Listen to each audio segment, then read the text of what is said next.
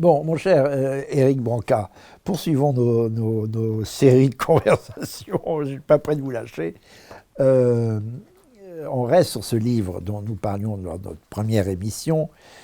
Vous êtes à ce moment-là directeur de la rédaction de Valeurs Actuelles et vous publiez avec Arnaud Folk Histoire secrète de la droite, 58-28, je le montre à... 2008, 58-2008. C'est-à-dire 50 ans, c'était les 50 ans de la Ve République, qui n'en aura pas 51, parce que c'est la fin des haricots à ce moment-là. Nous l'avons dit dans notre précédente conversation. Et il y a 50 chapitres, donc un par année, et un coup fourré par année. Il y a un énorme coup fourré, nous avons parlé lors de notre précédente conversation, de ce que De Gaulle appelle un coup de chien, c'est-à-dire la préparation du coup d'État de 58, salvateur, comme la plus grande partie des coups d'État.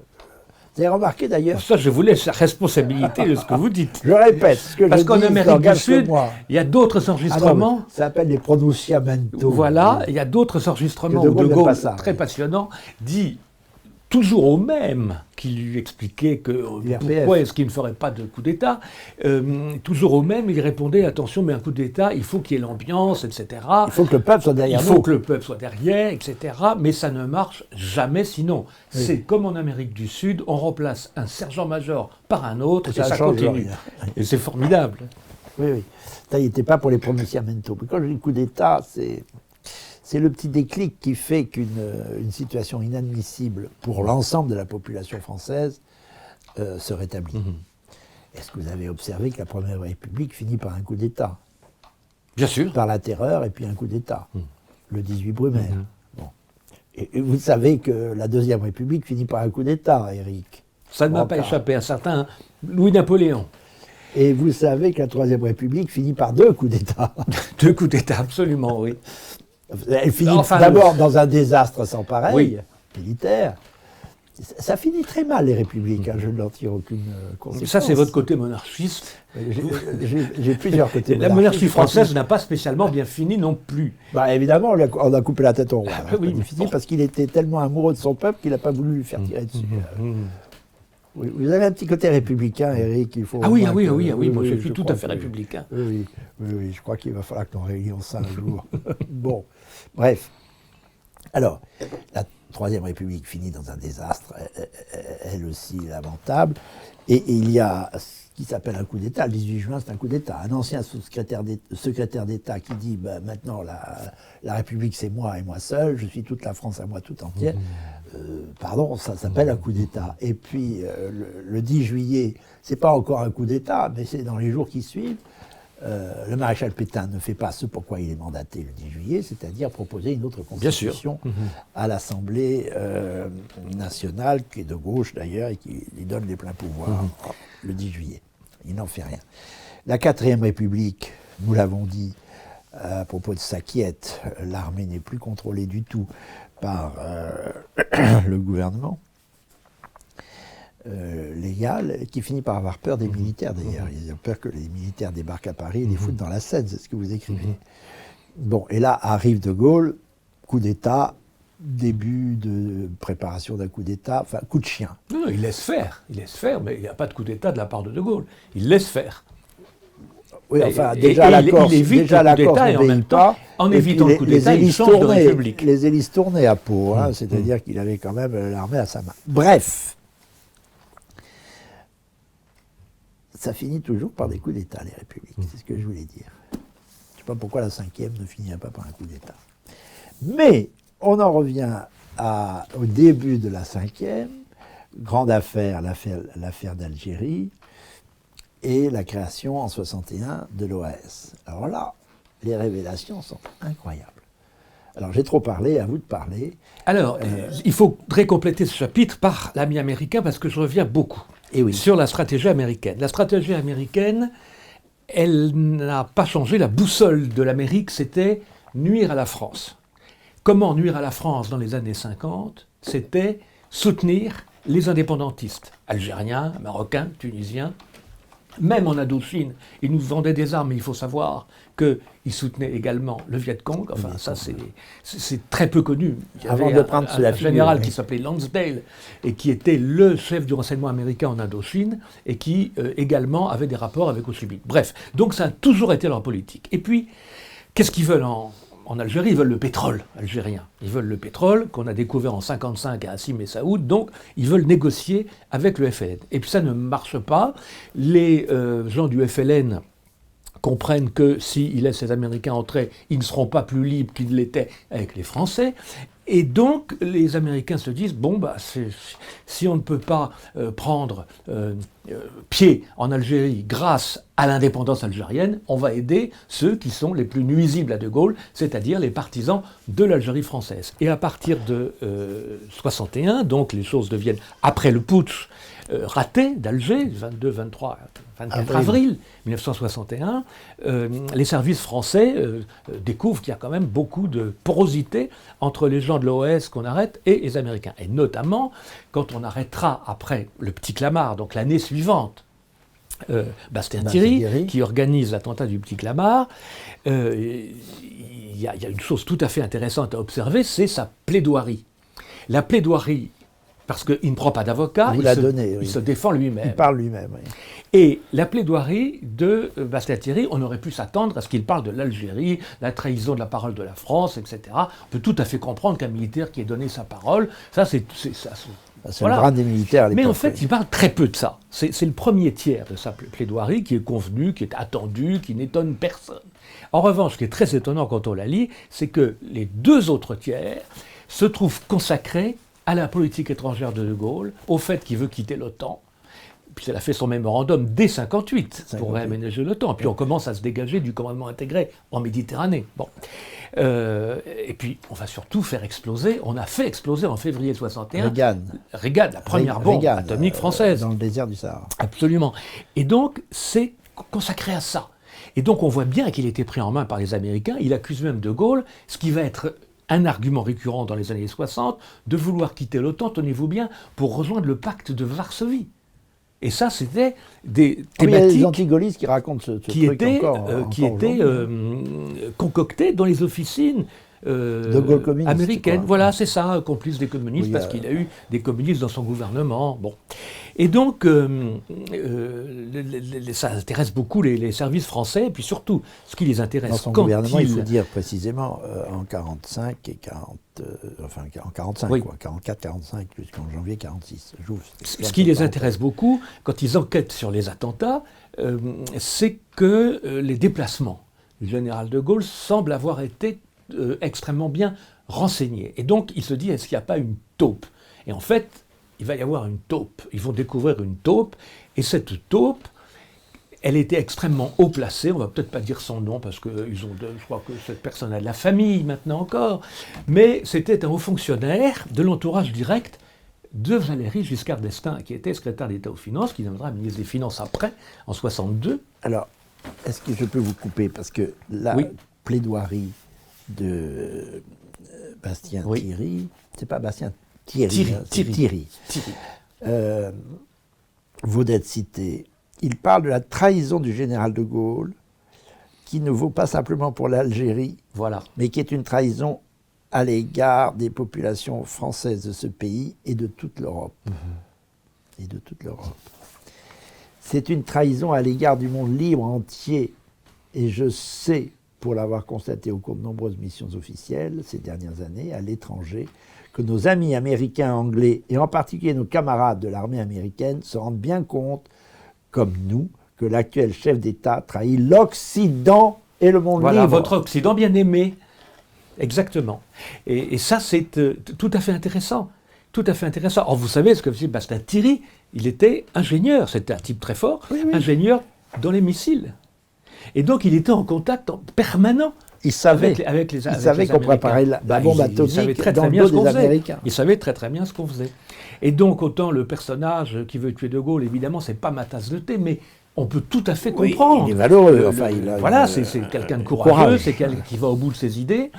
Donc ça, il n'y a pas à juger, ça. En revanche, sa proximité avec les Américains me font dire qu'il était complètement manipulé, qu'il a aussi été une victime parce que ce n'est pas seulement sur l'Algérie qu'il a fait ça, sur l'affaire algérienne. Alors, il faut dire que l'OAS multiplie les attentats. On parle toujours celui du petit Clamart, mais il y en a des dizaines. Il y a celui sur Pont-sur-Seine qui a failli réussir. Pont-sur-Seine, c'était un tas de gravier qui a explosé quelques temps après que la voiture soit Donc, il y avait une taupe à l'Élysée qui savait quand la voiture partait. Exactement.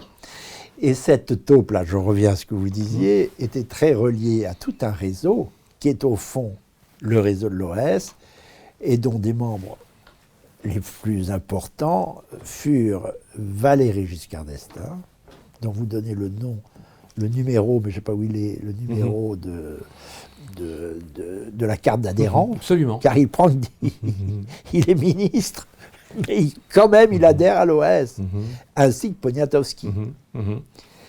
Ainsi que d'autres personnages. Poniatowski a été extrêmement fidèle à toutes ces amitiés-là. Oui. Giscard les a un peu éloignés après. Enfin, Giscard, c'est très important. En 1974, il avait encore comme chef de son service d'ordre Hubert Bassot, qui était un ancien de l'OAS et qui était le chef du service d'ordre de Giscard et qui rêvait de faire le coup de poing contre les gaullistes. Bon, et chose extraordinaire, De Gaulle sait ça. Il sait que son ministre des Finances, Valéry Giscard d'Estaing, est membre d'une organisation qui lui fait tirer dessus. Le sait-il ? Le sait-il ? Vous l'affirmez. Je pense que De Gaulle était beaucoup plus indulgent qu'on ne croit. Beaucoup plus indulgent. Il est tout à fait possible qu'il l'ait su et qu'il l'ait laissé en place en pensant le contrôler. Et c'est surtout que Giscard finit par venir à résipiscence et abandonne la cause de l'Algérie française contre son maintien au gouvernement. C'est un peu ce que vous avez dit. 1962. 62 et 63. Oui, et absolument. Il devient ministre à ce moment-là et il abandonne ses amis. Voilà. Enfin, pas tous, puisqu'on les retrouvera en 1974 pendant sa campagne électorale. Entre-temps, en 1967... Mais il ne faut pas oublier que Giscard était CNIP. Le CNIP était globalement, à 80% Algérie française, et quand le CNIP, lui, il organise une scission du CNIP, il crée les Républicains indépendants qui soutiennent la Ve République, alors que le CNIP est nostalgique de la 4e. Il monnaie son maintien au gouvernement, un poste important, le ministère de l'économie et des finances, qui lui permettra en 66 ou 67, lors des élections législatives, de dire un oui mais au général de Gaulle, et en 68 de le laisser tomber complètement, et en 69 de faire voter contre lui, officiellement, pas comme Pompidou qui fait voter contre de Gaulle en sous-main, mais Giscard appelle à voter non. Ah oui, bien sûr. 69. Le cœur déchiré, dit-il. Oui. On l'imagine. Si les Français savaient tout ça, il faut qu'ils le sachent quand même. Parce que ce Giscard d'Estaing, quand même, nous en parlerons, j'espère, un jour avec un de ses plus proches, qui est Michel Pinton, qui a très bien connu ça et qui a fondé l'UDF, après avoir été longtemps au cabinet Giscard d'Estaing. Qui a été, je crois, le premier délégué général de l'UDF en 1978, c'est ça. Oui. Et qui a bien changé et qui est revenu à des positions très nationales après avoir compris, mais lentement, qui était Giscard d'Estaing. Il publie un livre terrible où il part d'un entretien à Chamalières avec Giscard d'Estaing, où Giscard lui dit, peu après son élection de 1974, « Mon cher Michel, il faut maintenant apprendre à la France qu'elle n'est pas exceptionnelle. Il faut sortir de l'exception française. » C'est effrayant. Et d'ailleurs, il l'a pratiquement dit à la télévision. Ça a été, je crois que sa première conférence de presse après son élection, ou intervention, le soir même. Interview. Il dit la France c'est 1% du monde. Oui. C'est fantastique. Et il montre sur une carte. Voilà. La France, on voit 1%. À peine un petit point rouge. Il dit voilà, la France c'est pas grand-chose. C'est exactement ce que les États-Unis veulent entendre. Parce qu'il faut bien dire, avant de passer à notre point suivant, que les États-Unis ont une grande jalousie et un peu une grande crainte de la France.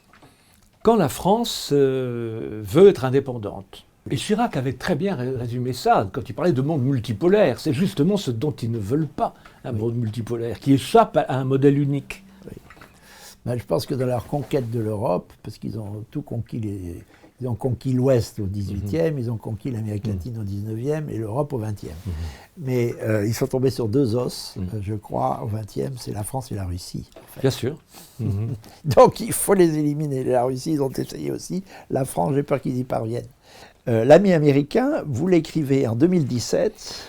Oui, enfin je l'écris, je commence en 2015 et il est publié en 2017. C'est ça, c'est le fruit d'années de travail. Oui. Vous allez plusieurs fois aux archives aux États-Unis, à Washington. C'est là où vous j'ai beaucoup travaillé par Internet aussi, parce que là encore, hommage rendu, je le disais lors d'une précédente émission, aux Américains, la manière dont ils déclassifient leurs archives et dont ils la mettent à la disposition des chercheurs, c'est formidable. Et j'ai eu beaucoup de choses par les bibliothèques présidentielles, les fonds de la CIA, les fonds du NARA, et tout ça par Internet. Ils vous envoient les documents que vous voulez, c'est formidable. Hein. Ça, je dois dire que je rêverais que les archives françaises soient aussi ouvertes. Alors, ils ne déclassifient pas tout, il y a des tas de choses qu'ils gardent par eux vers eux, vous l'imaginez bien. Mais les archives militaires, ça suffit à mon bonheur. Oui. Alors vous êtes allé chercher, pourquoi les Français ne vont pas chercher ça Ah mais vous avez parlé du livre de Vincent Nouzille, qui est tout à fait remarquable, sur la France vue par la CIA et par les Américains, c'est passionnant, et lui a été le premier, avant moi, à s'intéresser à tout ce qui était déclassifié. Simplement moi, je me suis focalisé sur la lutte contre De Gaulle. Oui. Et sur la manière dont De Gaulle, qui a été, parce que ça il faut le rappeler chaque fois, l'allié le plus loyal des Américains, a été considéré comme un adversaire d'emblée, tout de suite, dès 1948. Dès 40. Commençons par 40, 1940, parce qu'il y a toute la saga Roosevelt-De Gaulle. Dans l'appel du 18 juin, il y a la phrase qu'on connaît, la France a perdu une bataille, etc. Mais il y a une autre phrase, là où il dit que la victoire ne peut pas ne pas intervenir, il dit parce que des forces immenses dans l'univers n'ont pas encore donné. Et il pense à qui? Il pense aux Américains, bien sûr, pas seulement aux pauvres Anglais qui sont assiégés. Vous pensez qu'ils ne pensent pas aux Russes aussi? D'après Schuman, il pense d'abord aux Russes, excusez-moi. C'est ce que dit Schuman, qu'il le voit le 29 juin. En tout cas, ce qu'on sait, c'est que dès l'été 40, dès après le ralliement de... oui, Maurice Schuman, le bon. Je pense bien. Maurice Schuman. Il y en a un autre qui... Voilà. Donc, dès après le ralliement d'une partie de l'Empire français, de l'Afrique équatoriale française à la France libre, il propose aux Américains de mettre leurs bases à disposition, les bases françaises à leur disposition pour continuer la guerre, etc. Alors, ils sont en plein neutralisme à l'époque. Roosevelt n'a pas du tout envie de se mêler de ça. Et surtout, il a des rapports excellents avec Vichy. Parce qu'il veut mettre un pied dans l'Empire français, mais pas dans l'Empire français rallié à De Gaulle, dans l'Empire français resté fidèle au maréchal. Dont il sait qu'il est très faible. Dont il sait que, voilà, bon, ça on va peut-être revenir sur Pétain, mais ça c'est... En utilisant le maréchal, en utilisant Laval, en essayant de le mettre au pouvoir, de le maintenir au pouvoir en 1944. À l'extrême fin de la période. Donc De Gaulle, dès 1940, tend la main aux États-Unis. Et non seulement on ne prend pas sa main tendue, mais il est considéré comme un ennemi jusqu'en 1944, jusqu'à la libération de Paris. En 1945 même, parce qu'en 1945, oui, enfin, une fois qu'il est reconnu, après, voilà. Ils finissent par le reconnaître en septembre 1944. Oui. Il est déjà entré dans Paris. Hein. Ah oui, exactement. Mais ils ont tout fait pour l'empêcher d'entrer dans Paris, et surtout grâce à Leclerc qui a désobéi aux ordres, hein, parce qu'il ne voulait pas du tout libérer Paris. Il ne voulait pas du tout libérer Paris. Oui, alors racontez-nous ça. Déjà ça. Il débarque en juin, les troupes américaines ont beaucoup de difficultés, ça vous en parlez dans les 300 jours. Ça a énormément de difficultés. Ça a failli ne pas marcher, le débarquement de juin 1944, dans le Cotentin. Il y a eu un mois, en fait tout se débloque au mois de juillet 1944, avec la percée d'Avranches. Mais jusque-là, c'est très très tangent. Pendant presque 2 mois, très très tangent. Bon, finalement, les troupes arrivent. Et donc, vers Paris. La ruée vers ce qu'on croit être la ruée vers Paris n'est pas du tout la ruée vers Paris. Les Américains veulent remonter le long de la Manche et puis attaquer les bases de V1 qui sont en Hollande et en Belgique, et puis et de V2 surtout, parce que le V2 c'est bien pire que le V1, et ensuite attaquer la Ruhr, ce qu'ils vont quand même faire d'ailleurs après avec Montgomery. C'était plus simple de passer par le nord en réalité. Oui, c'est-à-dire par le nord, la Belgique et la Ruhr. Bien sûr, ça pouvait se défendre, mais il fallait libérer Paris, parce que Paris se révolte au début du mois de juillet 1944, se révolte. C'est la préfecture de police qui... Il y a une résistance etc. terrible à Paris. Terrible. Enfin, très et puissante. De Gaulle dit, mais si les Allemands réussissent à étouffer la résistance française, ça va être des représailles épouvantables. C'est ce qui s'est passé à Varsovie. C'est ce qui s'est passé. Alors finissez sur Varsovie. Et puis ensuite, finissez sur Varsovie. Le calcul américain, c'est d'abord de ne pas libérer Paris, donc un risque énorme pour la résistance française qui peut se faire écraser, et donc il peut y avoir des milliers et des milliers de morts. Et il peut regarder ça comme Staline a regardé Varsovie se faire écraser par les Allemands. Voilà, et dans des conditions atroces. Pour pouvoir y entrer sur les cadavres. Qui sont très très peu connus. Très très peu connus, mais on parle toujours de la révolte du ghetto de Varsovie, qui est une chose déjà terrible, mais la façon dont Varsovie, la capitale, s'est révoltée, et la façon dont ça a été réprimé, c'est assez peu connu. Bref, mais le deuxième risque, c'est que les communistes prennent le pouvoir à Paris, et que si les communistes prennent le pouvoir à Paris, ils proclament une nouvelle commune de Paris et donc un État français. Et De Gaulle ne veut ni du massacre des résistants, ni d'un pouvoir communiste qui l'attendrait. Mais ce qui se trouve, et les Américains, ça les aurait terriblement arrangés. Voilà, c'est que Roosevelt adorerait que ce soit les communistes qui libèrent, comme ailleurs. Exactement. Il a beaucoup lâché. Là, on y reviendra quand on parlera des 300 jours. Donc De Gaulle, quand il débarque, d'abord on l'empêche de débarquer, il aurait voulu débarquer tout de suite après avec la tête de pont, il ne débarque que le 16 juin. Plusieurs jours plus tard. Et donc là, une course de vitesse s'engage entre les commissaires de la République qui ont été nommés par Londres à partir de 1940, fin 43, début 44, qui ont été désignés par Michel Debré, et tous ces commissaires de la République ont pour but de remplacer les préfet de Vichy, mais surtout de prendre de vitesse les administrateurs américains, qui étaient des administrateurs militaires, n'est-ce pas? C'était la fameuse AMGOT, dont je parle beaucoup, parce que l'AMGOT veut dire, en français, administration militaire des territoires occupés. La France, territoire occupé, au même comme titre en Italie que ou l'Allemagne ou l'Italie. Bon, et ça, De Gaulle ne voulait pas de ça. Donc, pendant 10 jours, il y a eu vraiment une course de vitesse que De Gaulle a remporté à Bayeux, et dès lors que la première préfecture de France était libérée avec un commissaire de la République, un administrateur français, ils ont rembarqué leurs administrateurs et leurs dollars, et leur monnaie, qui n'était même pas des dollars, qui étaient des monnaies papier qui n'avaient aucune valeur fiduciaire, qui s'appelait le billet drapeau. Oui. D'un côté, il y avait le dollar, et de l'autre côté, République française. C'était la monnaie de singe, et qui était d'ailleurs cotée encore moins que l'était le marque d'occupation. Vous aviez pour but d'arracher à la France sa monnaie, déjà. Voilà. Et vous savez qu'il y avait un troisième volet dans l'AMGOT, ou concomitant, c'est le dépeçage de l'Est de la France, au bénéfice d'une grande Belgique, bien sûr, qui, je crois, allait jusqu'à Dijon, c'était la grande, toute la Lorraine, peut-être pas jusqu'à Dijon, mais c'était la grande Bourgogne dans l'esprit du... Et Hitler avait pensé à ça pour De Grelle, pour le donner à De Grelle. C'est-à-dire que vous voulez dire que Roosevelt et Hitler avaient les mêmes à peu près. projets pour la France. Ils n'auraient pas donné à De Grelle, bien sûr, les Américains, mais enfin, voilà. Non, mais c'est insensé. Oui, c'était le projet d'Hitler, c'était de dépecer la France et puis de faire une Alsace. Alors, absolument. Et toute la pour Roosevelt, c'était une Alsace indépendante. Alsace, un ensemble rhénan, indépendant, qui en fait... Alors pour Hitler, c'était la réintégration dans les Länder, dans l'Allemagne. Bon. Mais pour Roosevelt, c'était l'Alsace indépendante, plus une grande Belgique. C'est assez flou. Il voulait faire une espèce de royaume belgo-luxembourgeois. Oui, à peu près. Et puis ensuite, la rive gauche du Rhin. Aux Italiens, du Rhône. Pour récompenser les Italiens d'avoir changé de camp en juillet 1943. Alors on leur a donné ça. Et je dois dire que ce sont les Britanniques qui ont mis De Gaulle au courant de ça. C'est Anthony Eden, autorisé dûment, mandaté par Churchill, qui a mis De Gaulle au courant de ça, et donc De Gaulle a pu faire échouer tout ça.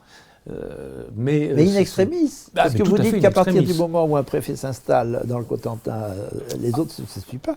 Il y a un Amerloc qui s'est pointé un officier américain qui s'est pointé à la préfecture de Marseille, qu'on a foutu par la fenêtre. Oui, absolument. Donc il n'y a pas que... ils ont essayé partout. Mais dès lors que la France, comme disait De Gaulle, était rentrée chez elle, dans le Cotentin, les choses changeaient. Alors, on revient à la libération de Paris. L'idée de Roosevelt, c'est terrible à dire, c'est de ne pas libérer Paris pour la laisser aux mains des communistes. S'ils y arrivent, ou laisser la résistance être écrasée. La résistance parisienne était communiste, ou se faire écraser avec Paris avec. C'est les communistes qui ont vraiment pris la tête de l'insurrection. Et Paris était détruite à ce moment-là. Hein. Oui, il y a eu Soltis qui a quand même pas mis au point les ordres à exécution, les ordres d'Hitler. In extremis. Oui, mais tout ça était in extremis. C'est un miracle, la France. C'est un miracle de chaque génération. C'est ça. Et la libération de Paris, c'est fantastique. Miracle. Il y a eu Soltis qui n'exécute pas les ordres d'Hitler, acharné à détruire la France en général, les partis en particulier. Il n'obéit pas. Il y a eu une médiation suédoise, etc. Mais pendant ce temps, il sait qu'approchent les troupes alliées et il pense qu'elles vont arriver à Paris. Mais in extremis, elles arrivent à Paris grâce au fond à Eisenhower qui désobéit à Roosevelt et qui laisse, après des crises terribles du général de Gaulle, qui finit par le convaincre quand même, Eisenhower, qui laisse la deuxième DB. Eisenhower, quand vous lisez ses mémoires, c'est un honnête homme. Eisenhower ne comprenait pas la haine de Roosevelt contre de Gaulle. Et il y en a un autre aussi, qui était MacArthur, qui lui n'a jamais rencontré de Gaulle, qui était dans le Pacifique, mais qui rencontrait les représentants du général, notamment en Nouvelle-Calédonie, etc. Il dit, mais qu'est-ce que nous avons ? Votre général est un héros, mais pourquoi est-ce que le président fait ça contre lui ? Il ne comprenait pas. Il n'avait pas compris que c'était justement parce que c'était un héros. Oui. Donc, finalement, Roosevelt fichait du tir comme du quart, avec des conséquences qui n'étaient pas si défavorables, y compris la prise en main de Paris par les communistes. Bien sûr. Il lâche Paris, si c'était mais Eisenhower est là. Voyez, ce de Gaulle... Après, ça se négocie. Oui, puis vous voyez, ce de Gaulle, il ne contrôle rien du tout, même pas Paris, la capitale. Bon, mais ça continue, cette histoire, parce que là, vous sautez sur la libération de Paris, avec des plans bizarres faisant intervenir l'entourage de Laval. L'entourage de Laval, que les Américains veulent remettre sur pied. Bien sûr. Il y a un précédent. Temporairement, hein, bien sûr, temporairement. Oui, le temps de manipuler. Mais le temps de mettre une administration à leurs mains. Américaine, et peut-être d'arriver à faire ce découpage dont nous parlions, couper la France en plusieurs Alors ça, est-ce qu'il avait encore cette idée-là ? Je ne sais pas. En tout cas, il l'avait en tête quelques mois avant. Mais il y a pire que ça, c'est ce qui se passe en Alsace, au même moment. Puisque les Français... À Strasbourg. Racontez-nous ça aussi. Parce que ça, Strasbourg, c'est en plus ce génie politique et géopolitique de Gaulle. Bon, Strasbourg est libéré par les Français au mois de novembre 1944. Et puis en décembre, contre-offensive. Il y a l'offensive des Ardennes qui va semer la panique chez les Américains. Les Allemands contre-attaquent. Les Allemands contre-attaquent dans les Ardennes. Pendant 10 jours, ils bousculent l'armée américaine. Ils ont un armement très supérieur aux Américains, techniquement, pas en nombre. Bon. Et les Américains résistent très difficilement, même reculent. Et on se demande si les Américains n'iront pas, les Allemands n'iront pas jusqu'à Anvers. Et là, qui est la source d'approvisionnement du pétrole, de très important. Toute la logistique américaine en Europe, ça passe par Anvers. Et donc, Anvers est menacé. Bon, on sait maintenant... Je peux faire une parenthèse ? Oui. Et qui n'est pas le Havre, parce qu'au contraire, le Havre, il bombarde. Ah ça, il le bombarde, oui. Ça, il le bombarde et dans des conditions... Sans aucune utilité. Il le bombarde en septembre 1944, absolument. Alors que tout le reste est libéré depuis longtemps. On bombarde le Havre, symbole des bombardements inutiles qui ont émaillé toute cette période et qui ont fait 70 000 morts. 70 000 morts. Parce qu'il faut savoir qu'en même temps, pendant tous ces plans, la Hamgot et consorts, les Américains bombardent la France. Hein. Bon. Ah oui, et puis comme vous le dites, pour des objectifs qui ne sont pas toujours des objectifs stratégiques. En septembre 1944, ça n'avait aucun intérêt. Mais permettez-moi de revenir sur l'affaire de Strasbourg, parce que ça c'est vraiment très très important, et ça c'est l'étalon du génie politique de Gaulle. Donc les Américains sont affolés, on sait maintenant que les Allemands ne pouvaient pas arriver jusqu'à Anvers, mais il y a une période d'affolement, et on dit aux Français, manque de carburant d'abord. Manque de carburant. Vous abandonnez Strasbourg. Et là, De Gaulle dit non, pour 3 raisons. Première raison, humanitaire, parce que si Strasbourg, qui avait accueilli les Français sous les drapeaux français, etc., retombait aux mains des Allemands, c'était pire que Varsovie. Les Alsaciens, qui devaient être le laboratoire de la germanité en France, et qui repassaient du côté français, ils étaient massacrés. Deuxième raison, c'est le serment de Koufra. Leclerc, à Couffra, dit « Nous ne déposerons les armes que lorsque le drapeau français flottera sur la cathédrale de Strasbourg ». Donc ça, toute la résistance française et tous les patriotes français le savaient. Puis la troisième raison, c'est que si on avait abandonné Strasbourg pour porter secours aux Américains, c'est surtout ça. Nous abandonnions la rive du Rhin et on ne pouvait pas passer en Allemagne. Et on ne pouvait pas avoir une zone d'occupation. Et on ne pouvait pas avoir de zone d'occupation. Et c'est de cette zone d'occupation qu'est venue finalement notre présence au Conseil de sécurité de l'ONU, parce qu'on faisait partie des puissances occupantes de l'Allemagne. Et notre présence presque inespérée à la capitulation allemande de Gaulle, en mai 1945. Qui déjà avait 2 ou 3 coups d'avance. Et c'est à cette occasion-là qu'il y a vraiment, on en parle très peu, ça c'est très peu connu, c'est une épreuve de force qui se passe à Versailles en janvier 1945, où De Gaulle dit à Eisenhower « on ne quittera pas Strasbourg ». Et De Gaulle et Eisenhower dit « Ah ben si c'est ça, on ne vous vend plus d'avions, on ne vous vend plus de chars, on n'aide plus l'armée française. » Réponse de De Gaulle. Réponse de De Gaulle. « Eh ben nous, on ne met plus la SNCF à votre disposition. » Et Churchill est présent, il est affolé. C'est-à-dire s'opposant absolument aux libérateurs. Exactement. Et Churchill met tout le monde d'accord. Et puis Eisenhower, comme je le disais, était un type honnête, qui a été fair-play. Pas toujours bonne patte. Oui, mais bon, je vais pas vous chicaner. C'était pas Roosevelt. C'était pas Roosevelt. Donc cette affaire était très importante. Et Bradley aussi n'était pas très francophile. Non, je ne sais pas ce qu'il était d'ailleurs. Les militaires... Mais non, mais ils n'aiment pas la France leur fait peur, comprenez ça. Et justement, quand De Gaulle dit, avec un culot extraordinaire, si on ne peut pas reprendre Strasbourg, nous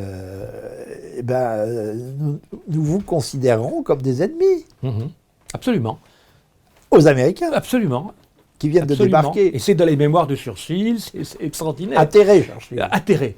Et alors et il boit un triple cognac après, quand tout s'arrange. Simplement 3, vous croyez M'étonne. Bon, mais alors, ce qui amène à parler d'un autre épisode, qui est malgré tout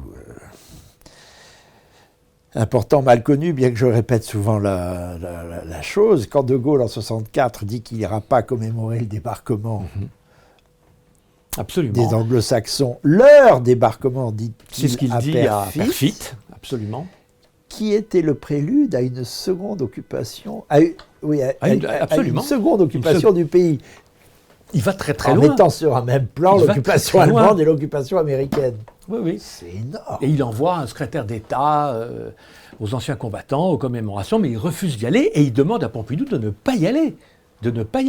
Et il va commémorer, le débarquement de Provence, donc du 15 août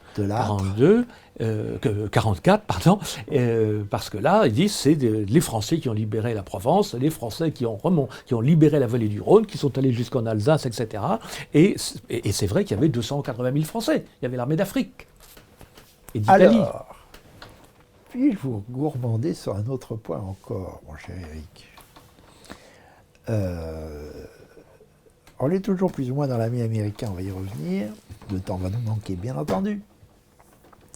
Mais l'armée d'Afrique, qui a permis la libération de la plus grande partie de la France par des troupes alliées, mais essentiellement françaises, à partir d'août 1944, qui remonte et qui libère. D'ailleurs, il y a des villes qui se libèrent toutes seules, c'est assez intéressant. Dans le sud-ouest, il y a beaucoup de villes qui sont libérées par des résistants. Bon. D'où le problème avec Das Reich, etc. Bref, plus que des problèmes, mon Dieu. Mais cette armée d'Afrique, elle n'aurait pas existé sans l'armistice. Elle n'aurait pas existé, mais elle était en Afrique. Elle y était. Et voilà, elle a bien servi a posteriori. Là, nous ne sommes pas toujours d'accord là-dessus. Peut-être. Parce que cet armistice, en bon gaulliste, vous le dénoncez. Ah, complètement. Alors, il fallait continuer le combat. Il fallait continuer je le parle combat. d'armistice de juin 40. Hein, oui, de juin 40. Voulu et imposé par le maréchal Pétain. Pétain a vu l'occasion. Puis tout le monde. Il a été entouré. Le véritable artisan, c'est Camille Chautemps. Camille Chotan, c'est lui qui a proposé le premier l'armistice, qui était un ministre de Paul Reynaud. Ah oui, mais avant même avant que les Allemands entrent dans Paris. Le 11, exactement le 11 juin, 3 jours avant l'entrée des Allemands, le 14. C'est ça. Voilà. Alors Chotan, en effet, mais beaucoup de Français voulaient cet armistice parce qu'on avait perdu la guerre. Moi, je suis désolé. Mais ils voulaient la cessation des combats. Ils voulaient que les combats cessent, puisque nous étions militairement battus. Bon, alors. Et donc, il fallait cesser les combats. De Gaulle n'a jamais nié. Mais qu'est-ce que vous voulez à ce moment-là, un Gauleiter ? Il y a une différence entre... Et pourquoi pas ? Mais vous vous rendez compte ? Il y en a eu en Hollande, il y a 80% des Juifs hollandais qui sont partis en déportation. Oui. Si la France avait été occupée entièrement par l'armée allemande en 1940, ça aurait mobilisé un tel nombre de divisions allemandes qui n'auraient pas eu les mains libres comme ils les ont eues à l'Est, en Europe centrale, etc. Ça, c'est très important. C'est très important. Capituler militairement est une chose. Et c'est d'ailleurs, Reynaud était prêt à ça. C'est pas la question. C'est que l'armistice est un acte politique. Et c'est un acte politique qui place le gouvernement qui a signé sous les ordres de l'ennemi. Ah oui, c'est l'article 3, l'administration française. Voilà. On comprend.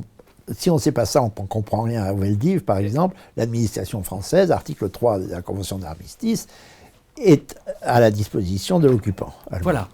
Alors, d'où le Veldiv, etc. Donc, Gauleiter ou pas, je crois que la persécution des Juifs, elle aura eu lieu. Alors, c'est vrai que Pétain... 92% des Juifs français ont été sauvés, hein, pas en Hollande. Hein. Juifs français. Bah oui, c'était la majorité majorité des Juifs. Pas mal de Juifs parce qu'on a intégré aussi, et Pétain y a veillé, on a intégré, et même d'ailleurs Bousquet, on a intégré aussi les Juifs naturalisés après 1932. Donc c'était des Juifs français. Il y avait une commission de naturalisation, ça a été assez effrayant d'ailleurs. On a naturalisé autant qu'on a pu pour les protéger. Bon. Mais surtout, je reviens à mon point de départ, sans cet armistice, Hitler serait passé par l'Espagne. Non, parce que Franco lui a dit non. Franco lui a dit non à l'entrevue d'Hendaye en septembre 1940. Il a dit oui, mais il a donné aucune autorisation.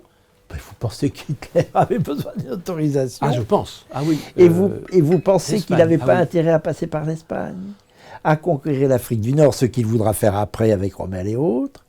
Pourquoi ? Pour conquérir le nerf de la guerre qui finalement lui manquera, c'est-à-dire le pétrole. Bien sûr, mais je pense qu'il n'aurait Et alors pas d'armée française. L'Espagne, parce que Franco s'y est opposé. Mais il n'avait pas besoin. Vous croyez que l'Espagne n'était pas facile à conquérir. Napoléon y a laissé quelques plumes, me semble-t-il. Ça ne faisait pas peur Hitler de passer par l'Espagne. D'autant que Franco n'était pas si clair que ça, parce qu'il n'avait pas tellement les moyens de s'opposer à quoi que ce soit. L'Espagne était détruite quand même en 1940. Et à ce moment-là, il faut bien qu'on soit en désaccord. Là oui, je continue. À ce moment-là, il envahit l'Afrique du Nord, ce qui n'était pas difficile. Pas d'armée française, et il avait le pétrole, il n'avait peut-être même pas besoin d'attaquer la Russie, il n'avait même pas besoin d'attaquer Barbarossa, attaque inopinée et pour lui mortelle, qui avait pour but d'atteindre les champs pétrolifères de Bakou. Donc cet armistice-là, entre nous, bien. Bon, alors, je pense que l'armistice, je suis de l'avis de De Gaulle, l'abominable armistice. Bref. Oui, parce qu'il fallait qu'il disqualifie Pétain pour se qualifier lui-même. Bon, enfin, c'est un point sur lequel je suis plus interrogatif que vous et que la plupart des gaullistes. Mais revenons à l'ami américain. Donc, les États-Unis ne cessent pas, il n'y a pas que Laval en 1944, d'instrumentaliser des personnages contre De Gaulle qui veulent l'imiter. Roosevelt ne veut absolument pas de Gaulle. Il a commencé par Jean Monnet. Oui, mais il y en a d'autres avant, pendant la guerre. Bien sûr. Il y a ce fameux amiral Monnet, Barlow. Dès la guerre, puisque Monnet n'est pas étranger au plan de partage auquel vous faisiez allusion tout à l'heure, au plan de dépaissement. Il avait une banque d'ailleurs en Californie, Monnet, Money Corporation. Enfin, il était en même temps dans l'establishment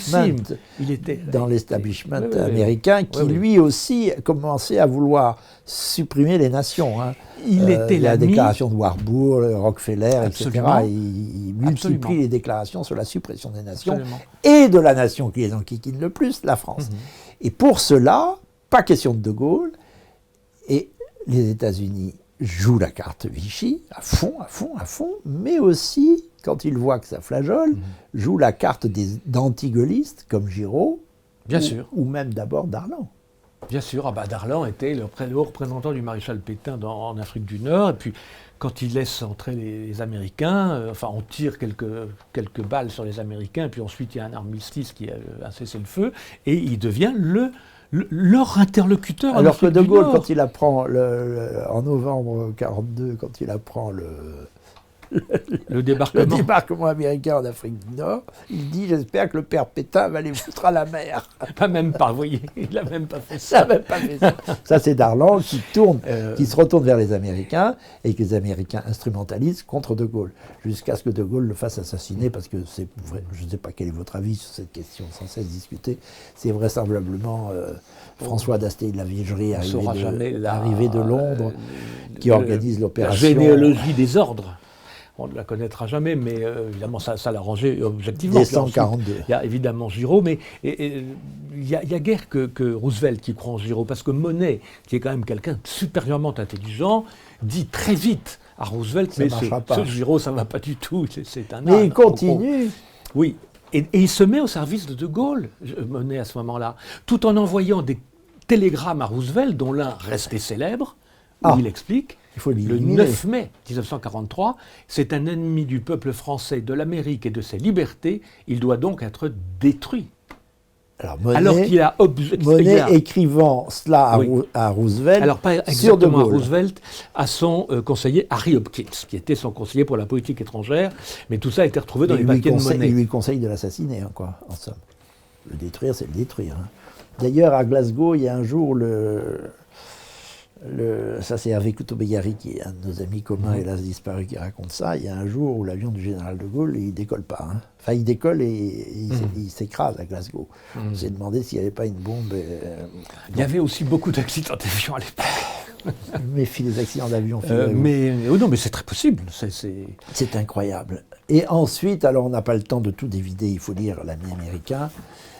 Après avoir écarté De Gaulle, puis l'avoir circonvenu, puis etc., la 4ème République s'installe. Les Américains, à la faveur du plan Marshall, sont chez eux. Ah, ça, le plan Marshall, on n'en parlera jamais assez. Enfin, le plan Marshall, alors 2 minutes sur Marshall. C'est considéré comme ce qui a relevé la France, ce qui a relevé l'Europe. Certes, ça a aidé, bien sûr, parce qu'il y avait des crédits gratuits, mais il y avait aussi beaucoup d'emprunts. Ça a surtout rendu la France débitrice des Américains, et surtout, ça a été un instrument de contrôle étroit sur l'économie française, très étroit. Il y avait une haute autorité qui décidait d'envoyer dans telle entreprise stratégique qui faisait des éléments de pointe à l'exportation qui pouvaient être positifs pour la France, qui envoyait des représentants contrôler la production et donc qui devenaient détentrices. Enfin, l'autorité américaine devenait détentrice des secrets de fabrication français. Et donc De Gaulle a mis fin à tout ça en 1958, mais il faut savoir que les grandes boîtes françaises étaient envahies par des conseillers techniques américains qui avaient accès à tout. C'est ce qui se passe maintenant chez Airbus, je vous le signale, depuis qu'une fameuse accusation de corruption contre ses dirigeants a fait que des enquêteurs américains sont entrés dans ces locaux et ont emporté beaucoup de choses. Ça n'arrête jamais. Ça n'arrête jamais. Ça n'arrête jamais. Et ils n'ont même pas besoin de passer, on voit ça dans un autre de vos livres, ça s'appelle La République des imposteurs, les débuts de la 4ème République. Ils s'installent en France sans même passer par Bruxelles, qui monte pas dans le même temps pour mettre les pays européens, et notamment la France, sous tutelle. Bien sûr, bien sûr. Ça, c'est la République des imposteurs. Ça, c'est l'Ami américain qui reconnaît un rebondissement important avec 1958, le retour du général de Gaulle. Sa volonté de créer une arme nucléaire. Alors là, vous racontez des choses incroyables sur la manière dont les Américains essayent obstinément de saboter. Ah, de saboter. De saboter. On est espionné davantage que les Soviétiques. L'arme nucléaire je publie d'ailleurs grâce aux archives déclassifiées, des photos des des installations de Pierre Latte photographiées par les avions espions U-2. C'est tout à fait incroyable. Ils nous ont, je pense que les sites soviétiques n'étaient pas plus surveillés que les sites français. Ils l'étaient au moins tout autant.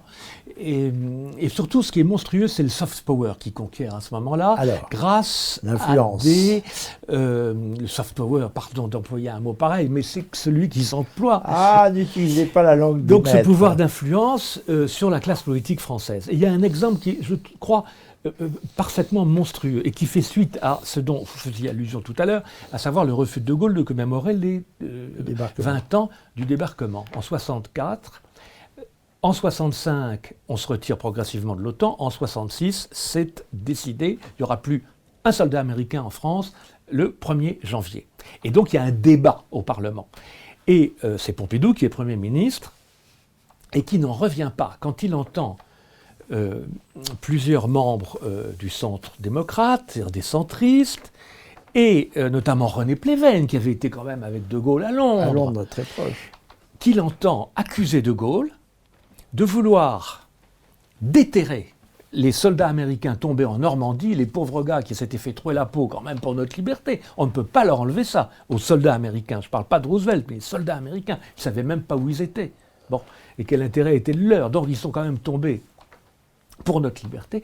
Et il dit, mais De Gaulle veut, le général veut. Pouvez-vous démentir le fait que De Gaulle veuille les rapatrier aux États-Unis? Vous voyez l'image. Bon. Et donc les services français font déterrer des pauvres types tombés en Normandie pour les renvoyer aux États-Unis, alors que De Gaulle leur a toujours rendu hommage. Oui. Bon. Et donc les services français vont enquêter et on va s'apercevoir que tout ça vient d'officines, ce qu'on appelle maintenant les spin doctors, du renseignement américain, qui avait mis ça au point à destination des Français pro-américains pour déstabiliser De Gaulle. C'est parfaitement ignoble. Et puis il y a eu ce film d'Hitchcock qui s'appelle Leto.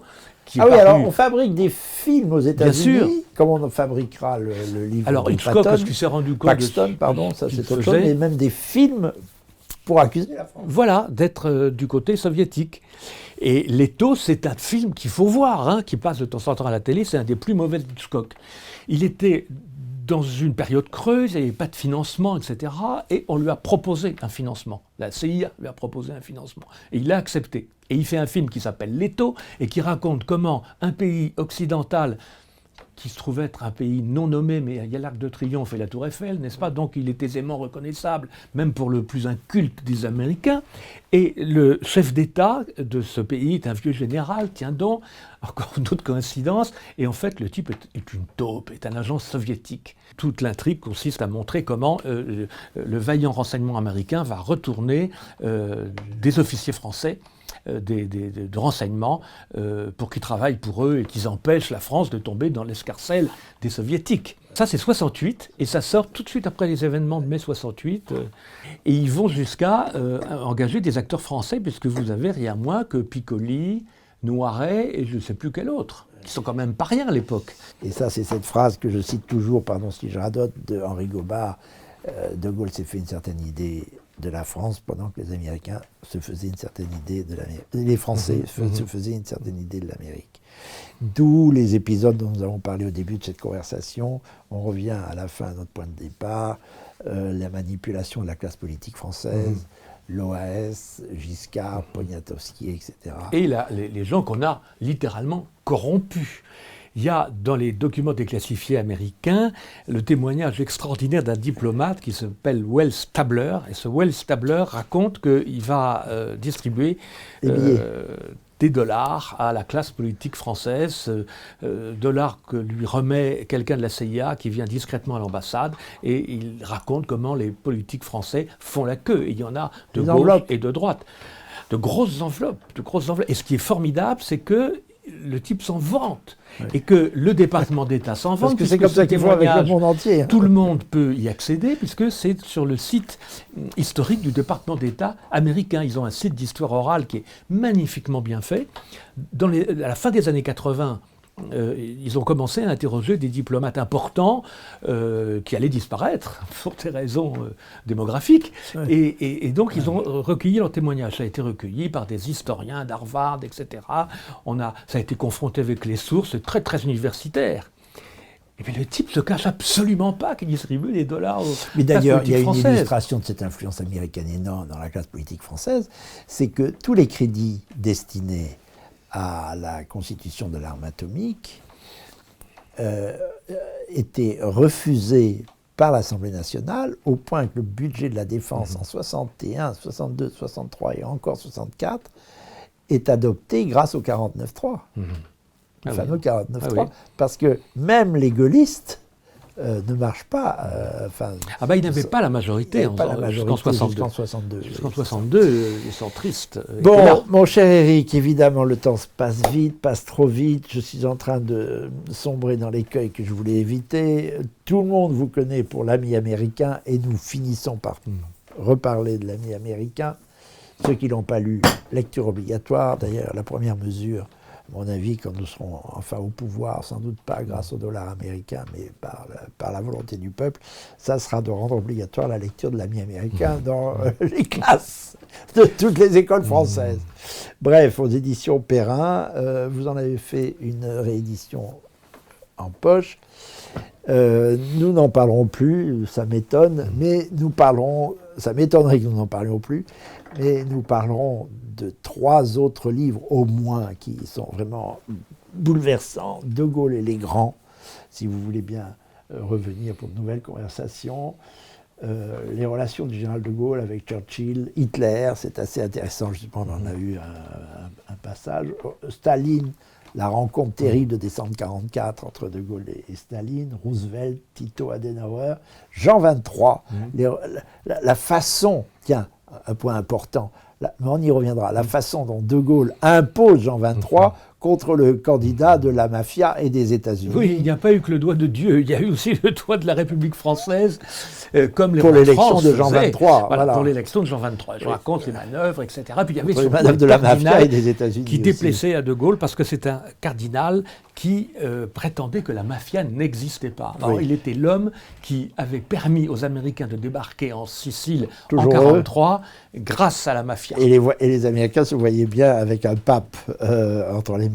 Ça arrivera plus tard, je crois, mais enfin passons. Houphouët-Boigny, Kennedy, Ben Gurion, Nasser, Nixon, Franco, tellement de choses que vous nous apprenez sur les relations. Et on parlera du rôle de l'Espagne. Et du rôle de l'Espagne. Avec la France libre. Alors, il nous faut encore 2 conversations, car j'aimerais aussi parler de l'aigle et le léopard, les relations tellement sulfureuses entre les 2 guerres. Et dangereuse, comme vous dites, entre la Grande-Bretagne et l'Allemagne, surtout l'Allemagne nazie à partir de 1933. Et puis le dernier, 300 jours, les 300 derniers jours de la guerre, qui est un livre, c'est presque un roman apocalyptique, parce qu'on apprend des choses consternantes. C'est peut-être pas à faire lire aux enfants, là, cette fois, les 300 jours, parce que c'est terrible. Merci, Éric. Merci. Alors, nous allons passer les vacances de Noël bien au calme, pendant que nos amis regarderont et j'espère achèteront vos livres. Et nous nous retrouvons, si vous le voulez bien, à la rentrée, enfin au début de l'année prochaine, pour évoquer ces livres. Merci Éric, non seulement pour être venu, pour revenir, et surtout pour tout ce que vous nous apprenez. Reposez-vous un peu. On va essayer. Diable d'homme, vous allez continuer à travailler. À bientôt. Merci encore Éric Brancard.